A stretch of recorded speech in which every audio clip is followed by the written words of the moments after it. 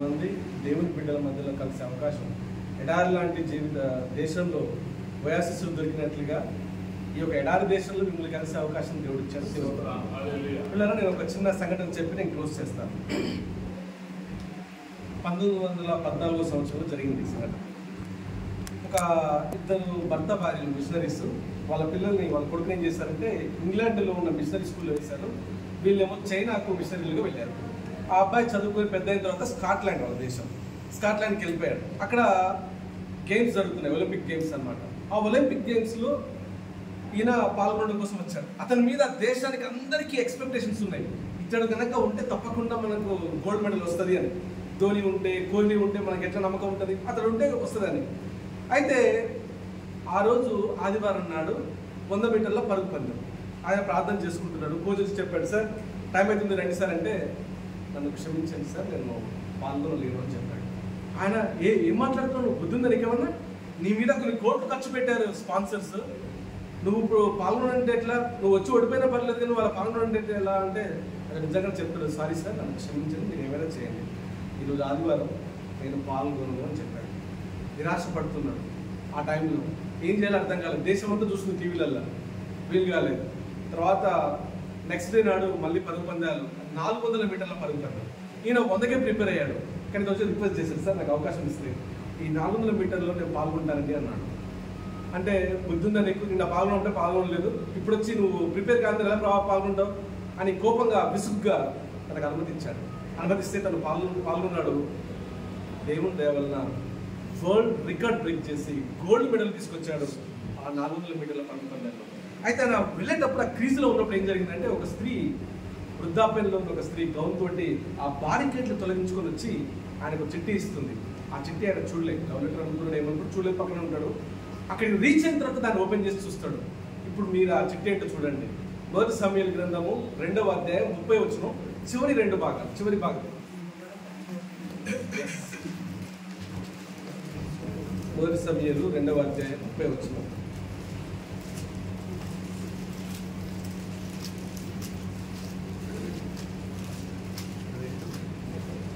2:30 ఇంటి వారము మధ్య భాగం చదువుతారు.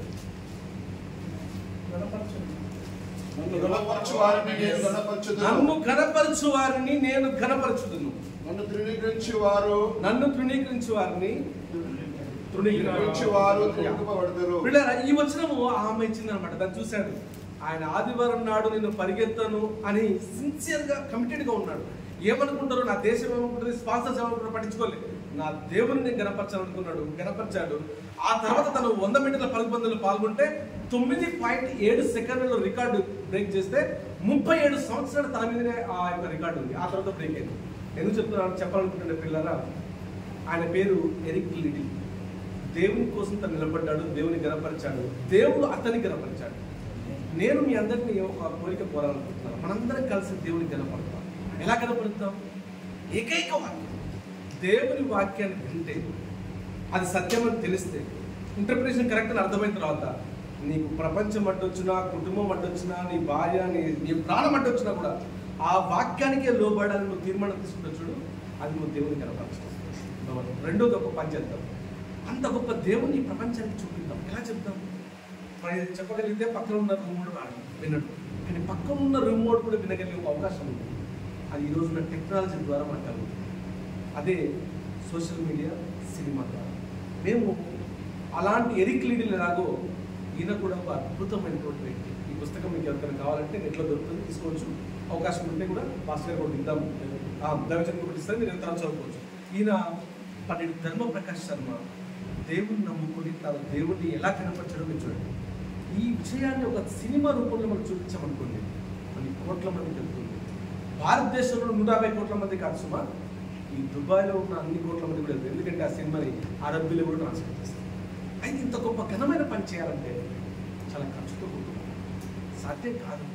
మనం ఒక ఈడ మీరు సంవత్సరానికి మీటింగ్ పెట్టుకోవడానికి 50,000 ధరలు కడుతున్నారు కదా, మరి 150 కోట్ల మందికి సుమారు చెప్పాలంటే ఎంత ఖర్చు అవుతుంది?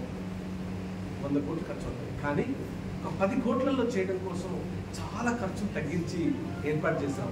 ఈ ఘనమైన పనిలో మీరందరూ పాల్గొన్నారు.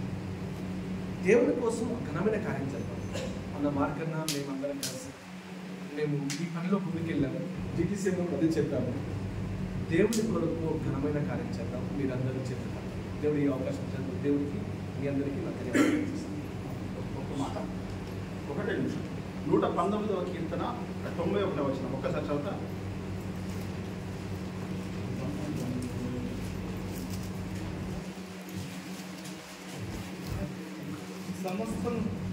చదువు. సమస్తమును నీకు సేవ చేయుచున్నవి అని.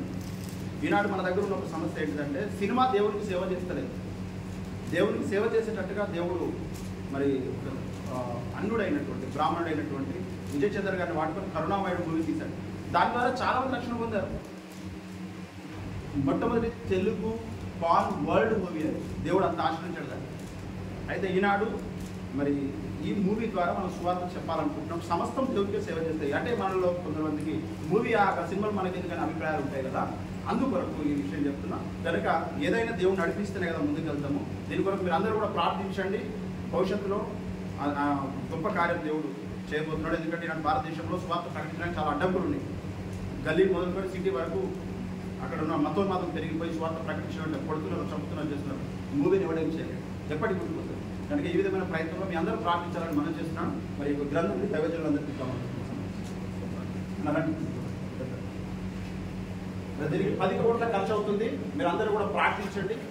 ఎవరైనా దీంట్లో ఇన్వెస్ట్ చేస్తే వాళ్ళకి రిటర్న్స్ ఇవ్వాలని కూడా ఆలోచిస్తున్నాం. లేదా ఎవరైనా కామెంట్ ఇస్తే దేవుడు వాళ్ళకి ఆశీర్వదిస్తాం.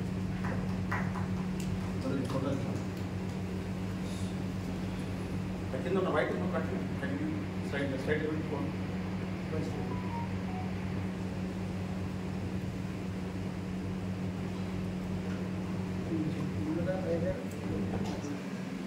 ప్రేమించి